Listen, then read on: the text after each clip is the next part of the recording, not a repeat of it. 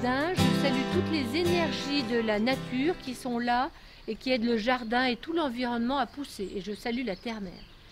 En fait, aujourd'hui, j'ai envie de semer dans le jardin quelque chose qui ne pourrait rien, enfin pas avoir du tout d'intérêt dans le jardin, c'est des grains de blé, d'avoine que je sème régulièrement depuis des années. Et j'ai envie de faire des rangs dans le jardin.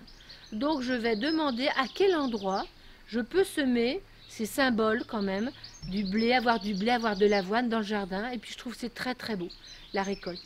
Donc je demande, regardez, les baguettes s'ouvrent très larges, comme si le lieu attendait ça.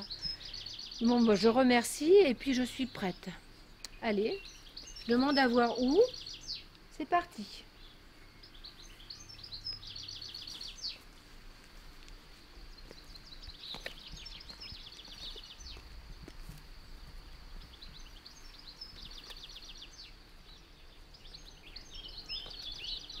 Alors je suis très étonnée parce que ça ne va pas du tout dans le jardin.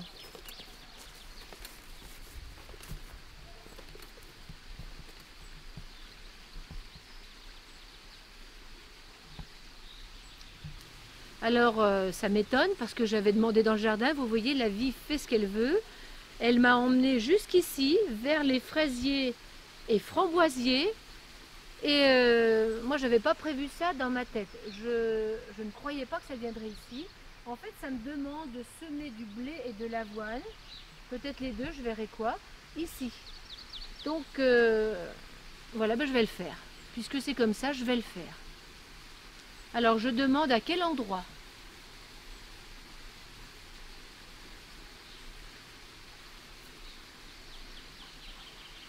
Donc il y a un premier endroit ici, ou encore, c'est déjà parti, regardez bien.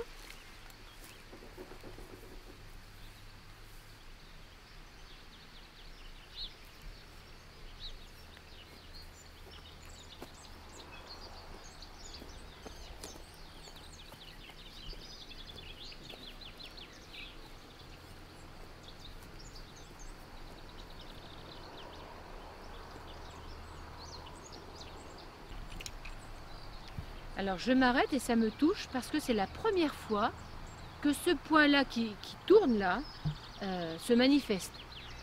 Ici on a mis beaucoup de framboisiers et de fraisiers. Les framboisiers gagnent et donnent de plus en plus. Ça me dit de planter à deux endroits du blé ou de l'avoine ou les deux. Et puis un nouveau point arrive. C'est un point, pour moi, là je le ressens comme un point d'abondance. C'est le point des fruits, récolter les fruits de notre labeur, de notre travail. Les fruits, je ne sais pas à quel niveau, mais la vie dit maintenant il y a un point symboliquement dans notre terrain qui se manifeste, comme le point haut s'est manifesté quand on l'a sacralisé avec de l'eau sacrée qui venait des lieux sacrés et forts comme Bellevaux. Et bien là, symboliquement planter le blé dans son terrain et l'avoine en conscience, c'est vraiment un acte symbolique qui révèle qu'en nous on a un point sacré de l'abondance. Alors remarque tout de même, c'est que quand on a décidé de mettre des framboisiers, des fraisiers ici, c'est parce qu'on construisait l'autre bâtiment. Donc notre espace fraises et framboises était supprimé. Et donc on l'a construit ici mentalement. Gilles a installé les plantes et les autobloquants ici pour animer ce talus. Mais on n'avait jamais demandé aux baguettes. Et là, les baguettes aujourd'hui nous disent, maintenant, cet espace, on l'a bien investi. Maintenant, ça peut être un espace d'abondance et pour récolter. Mais c'est les baguettes et la vie qui décident. Ça devient un espace sacré, relié à tous les points du lieu. C'est quand même assez touchant. Où est l'espace sacré d'abondance dans notre corps? Moi, j'aime bien ça. En miroir, on pourrait peut-être regarder dans notre corps tous les espaces qui nous font mal, par exemple, où on a oublié d'aller visiter ces espaces, justement. Est-ce que le fait d'être alerté par une souffrance, de mettre sa conscience, d'aller chercher du sens avec les baguettes, et donc de guérir cette zone en faisant un lien qu'on appelle un lien d'amour, il n'y a qu'un lien qui existe, c'est celui-là. Est-ce que justement on ne remet pas du sacré dans toutes nos zones du corps, qui sont autant dans notre corps physique que dans notre terrain extérieur? Je pense que là on est en train de guérir quelque chose de notre corps à tous les deux, et puis pour toutes les personnes qui viennent et ça guérit aussi l'extérieur parce que tout est en lien. Donc ici, j'ai testé et cela m'a demandé de mettre du blé et que du blé. Donc vous voyez, j'ai des grains de blé, j'ai nettoyé le sol, j'ai enlevé les plantes qui envahissaient et puis j'ai semé du blé, je vais l'arroser et puis à suivre. L'acte symbolique est déjà très important. J'ai pas d'intention que ça pousse énormément ou pas, c'est pas le sujet, je laisse faire la vie. La vie me dit plante tes graines et ensuite accepte le résultat. Alors, contre toute attente, la suite de la plantation du blé dans cet espace des framboises m'a ramené vers le jardin. Et hier, j'avais demandé où planter les haricots à rames. Et regardez ce que ça a donné. Vraiment au sommet du jardin, on pourrait dire dans le front du jardin, si on considère que le jardin, il y a 2 yeux, une bouche en zigzag et puis des cheveux en bouclette en haut. Ça m'a fait faire un espace en pointe, comme s'il y avait, regardez bien, une descente au milieu du front de quelque chose. Donc là, c'était vraiment très beau. Hier, on a été vraiment admiratifs devant cette forme. On a tout de suite mis les rames pour la voir, cette forme, parce que c'est vraiment très beau. Et puis là, suite à la... J'ai semé le blé là-bas. Les baguettes me ramènent ici. Et là en haut, on avait déjà, regardé dans la paille, on vous avait déjà montré, on a mis les carottes pour récolter les graines et regardez, ça pousse. Donc vraiment, c'est agréable, c'est parti, ça va sortir, bon les autres sortent. Et puis ça m'amène un peu plus loin et ça m'a fait faire une forme étonnante. Regardez bien, je vais vous la montrer. C'est comme un zigzag. Regardez, ça m'a amené les baguettes, je vous montre comment. Ici. Et planté ici. Donc j'ai mis un piquet. Et puis suite, avec la même intention de mettre ou du blé ou de l'avoine. On est bien d'accord? Suite. Et puis ici. Donc j'ai mis mon talon et j'ai mis mes piquets. Et donc regardez, ça m'a fait faire une forme en zigzag. Comme un éclair, regardez bien la forme de l'éclair, quelque chose qui descend du haut en zigzag jusqu'à la pointe. Et ce qui est étonnant, regardez bien, c'est que ce sera protégé par les haricots. Là. Alors ensuite, regardez comment je vais procéder. J'ai ici mon blé que j'avais récolté, qui était devant la maison, à la porte de la cuisine, et puis de l'avoine. Donc maintenant, je vais demander à quel endroit doit aller le blé et l'avoine.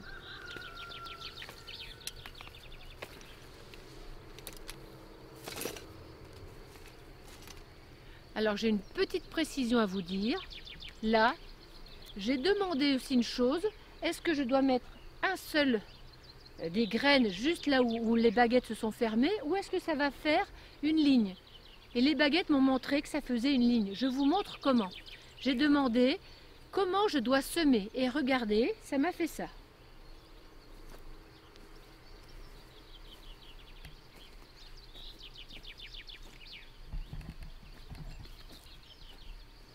J'ai demandé où je devais semer le blé ou bien l'avoine. Alors, je fais comme ça. Pour la première partie, qu'est-ce que je dois mettre? Vous voyez, les baguettes viennent sur le blé. Ok. Suite, pour la deuxième, regardez, celle-ci. Qu'est-ce que je dois mettre? Donc ça revient, vous voyez, sur le blé. Donc je dois mettre encore du blé ici. Pour la troisième, je demande. Ah, pour la troisième, ce sera de l'avoine. Alors, regardez, ces grains de blé attendaient. Donc je vais sortir les grains qui sont là, regardez, et je les mets dans le rang. Et je ne suis pas économe, j'en ai beaucoup et j'ai envie d'en mettre beaucoup. Regardez, un bel épi.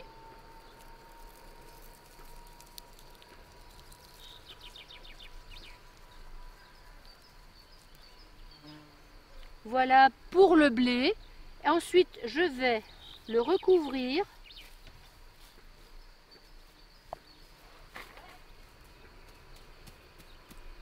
Et je vais l'arroser. Parce que les grains sont secs, la terre est sèche. Je veux que ça pousse, je dois mettre l'eau dans le jardin. Pour l'avoine, donc les grains d'avoine sont là. Voilà. Donc, pareil.